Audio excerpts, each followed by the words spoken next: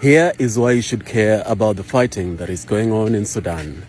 What's happening there is more than meets the eye. And it's time for the world to discuss the actual truth of what is going on there. America and Russia are at it again, just as they did 60 years ago during the Cold War, when they fought proxy wars right in Africa, leading to the death of thousands of innocent Africans. They are at it again in Sudan, fighting a proxy war. Let me explain. Two factions of the Sudanese military are fighting each other.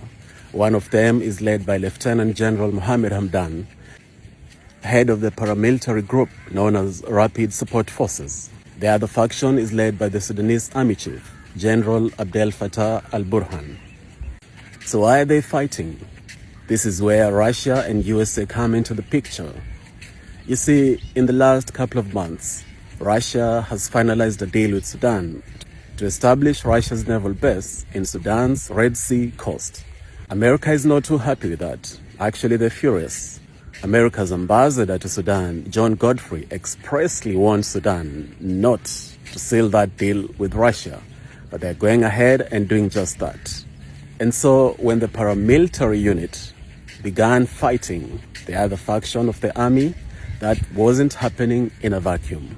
The big problem is that you're not going to hear this in the mainstream media. Neither are you going to hear a lot of African governments voicing this, which is very unfortunate, because Africa must learn to speak its truth and stand on this truth, because truth will set you free. So it is left to the African people, we the African people, to speak this truth and tell America and Russia to get off Africa, to get their hands off Africa.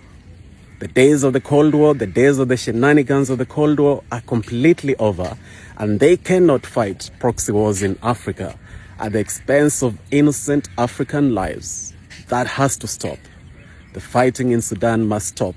The puppet masters must stop their evil, diabolic games.